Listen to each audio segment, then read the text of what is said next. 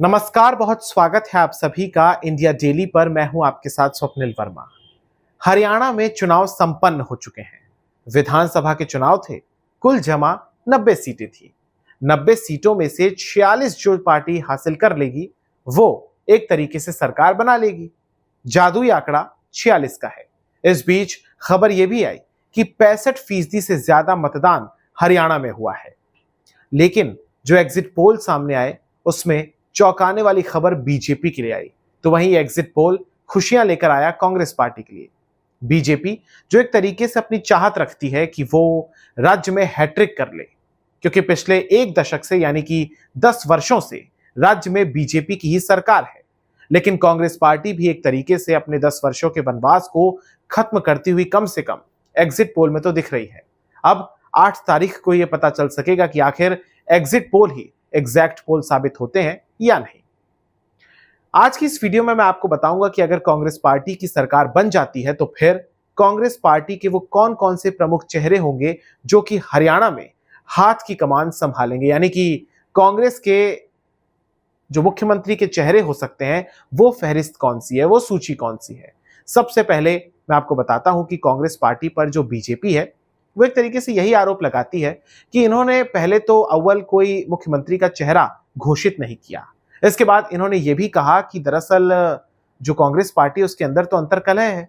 लेकिन exit poll में ये तमाम बातें एक तरीके से औंधे मुंह गिरती हुई दिखाई दे रही हैं। बात अगर करें कांग्रेस पार्टी के प्रमुख चेहरों की, तो कांग्रेस पार्टी में सबसे प्रमुख दावेदार जो कि मुख्यमंत्री की कुर्सी पर बैठने के हैं वो हैं भूपेंद्र सिंह हुड्डा। आप सभी जानते हैं कि भूपेंद्र सिंह हुड्डा जो है वो कांग्रेस पार्टी के वहां पर दिग्गज नेता हैं, वरिष्ठ नेता हैं, 2 बार के मुख्यमंत्री रह चुके हैं, संसद में भी उनका अनुभव रहा है। साथ ही यह भी कहा गया कि उन्होंने कम से कम 72 ऐसे उम्मीदवार हैं जिनका टिकट कंफर्म किया था, यानी कि राज्य में 90 तो कुल जमा सीटें हैं, उसमें से भी अगर 72 सीटों पर हुड्डा की सोच कह लीजिए, हुड्डा की पसंद के उम्मीदवार उतरे हैं, तो इसका मतलब आप ये समझ लीजिए कि कांग्रेस पार्टी के लिए हुड्डा की अहमियत क्या है, कितने महत्वपूर्ण है वो। हुड्डा एक बहुत ही अहम चेहरा है। साथ ही हुड्डा एक अहम किरदार भी निभा सकते हैं अगर मामला कहीं पर फंसता है। मान लीजिए कि अगर कांग्रेस पार्टी 40-42 पर रुकती है तो 3-4-5 सीटें वो निर्दलियों के साथ भी साठ गांठ करके ले सकते हैं, क्योंकि एक वरिष्ठ नेता है और तमाम पार्टियों के नेताओं के बीच उनका उठना बैठना है। लिहाजा यह स्थिति हुड्डा के लिए फायदेमंद, मुफीद साबित हो सकती है। इसके अलावा जो दूसरा चेहरा है वो दूसरा चेहरा दरअसल है उन्हीं के बेटे दीपेंद्र हुड्डा का। और यहां पर एक बात मैं क्लियर करना चाहूंगा कि दीपेंद्र हुड्डा हो या फिर खुद भूपेंद्र सिंह हुड्डा हो, ये दोनों ही जाट समुदाय से आते हैं और जाटों का हरियाणा की राजनीति में कितना वर्चस्व है ये कोई ढकी छिपी बात नहीं है। कहा जाता है कि 22% से ज्यादा जाट समुदाय के लोग हरियाणा में रहते हैं और इनका जो प्रभाव है वो 35 से ज्यादा सीटों पर है। 90 कुल सीटें हैं, उसमें से अगर 35 से ज्यादा सीटों पर जाट समुदाय का एक तरीके से आप कह सकते हैं कि प्रभाव है, तो आप समझ जाइए कि आखिर ये समुदाय कितनी महत्वपूर्ण भूमिका डिसाइडर की तरह निभाता है, कितनी सीटों पर, और एक तरीके से अहम समुदाय है। जैसे कि हम पंजाब में देखते हैं कि वहां पर जट सिख जो होते हैं वो एक अहम भूमिका निभाते हैं पंजाब की राजनीति में, उसी ठीक तरीके से उसी प्रकार से हरियाणा की राजनीति में जाटों का महत्व बहुत है। और इस बार यह भी कहा जा रहा है कि जो जाट मतदाता है वो इस बार कांग्रेस के साथ गए हैं। लिहाजा भूपेंद्र सिंह हुड्डा और दीपेंद्र सिंह हुड्डा के लिए खबर काफी ज्यादा खुशी वाली हो सकती है। बात करते हैं दीपेंद्र सिंह हुड्डा की, तो दीपेंद्र सिंह हुड्डा का भी एक तरीके से सबसे बड़ा प्रोफाइल तो यही है कि वो भूपेंद्र सिंह हुड्डा के बेटे हैं जो कि मुख्यमंत्री हैं, यानी उनके पिता खुद मुख्यमंत्री रह चुके हैं 2 बार। इसके अलावा एक चीज और है कि वो जाट समुदाय से आते हैं, लाजमी सी बात है।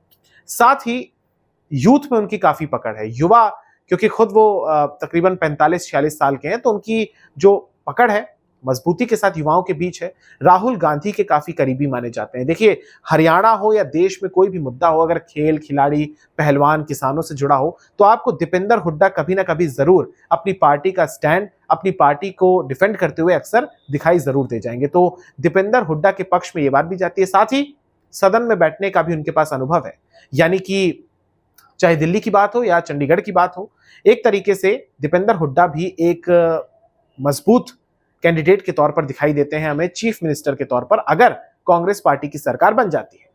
अब तीसरा प्रमुख नाम है कुमारी सैलजा का। कुमारी सैलजा के बारे में आप जानते हैं कि सैलजा और एक तरीके से हुड्डा के बीच, भूपेंद्र सिंह हुड्डा के बीच एक अंतर्कलह, अंतर्द्वंद, लड़ाई, घमासान, कोई भी आप नाम दे लीजिए, वो एक तरीके से आ रहा था और इसको लेकर बीजेपी भी लगातार हमलावर थी। मनोहर लाल खट्टर जो है, मनोहर लाल जो कि पूर्व मुख्यमंत्री हरियाणा के, मौजूदा केंद्रीय मंत्री, उन्होंने खुद इनवाइट कर दिया था, आमंत्रित कर दिया था, ऑफर कर दिया था कि आप बीजेपी में शामिल हो जाइए। और बीजेपी भी लगातार एक तरीके से इसे दलितों के अपमान के तौर पर प्रदर्शित कर रही थी, क्योंकि कुमारी सैलजा पार्टी की सबसे बड़ी दलित नेता है हरियाणा में। और दलितों की अगर हम बात करें तो दलितों की हिस्सेदारी भी हरियाणा में तकरीबन 16-17% के आसपास है। तो 17 से 20% के आसपास है और जो इनका असर है वो तकरीबन 16-17 सीटों पर होता है। तो लिहाजा यहां पर एक तरीके से कुमारी सैलजा एक महत्वपूर्ण फैक्टर निभा सकती हैं कांग्रेस के लिए, उनके फ्यूचर में जो भी कुछ कार्यक्रम है उसको लेकर, आने वाले चुनाव को लेकर। प्लस कुमारी सैलजा के समर्थन में एक बात और जाती है कि वो महिला है, तो इससे कांग्रेस की एक तरीके से हरियाणा समेत कई राज्यों में एक महिला वोट बैंक भी डेवलप हो सकता है।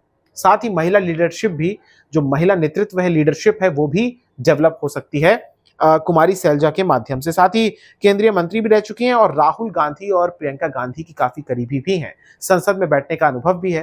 तो ये तमाम बातें भी आप कह सकते हैं कि कुमारी सैलजा के समर्थन में, उनके पक्ष में जाती हैं। चौथा और आखिरी नाम जो मुझे लगता है वो है रणदीप सिंह सुरजेवाला का। कांग्रेस पार्टी के वरिष्ठ प्रवक्ता रह चुके हैं, नेता हैं, अपनी पार्टी को डिफेंड करते हैं, अपनी पार्टी का पक्ष दुनिया के सामने रखते हैं, बीजेपी के साथ खासे उनके वार पलटवार होते हैं।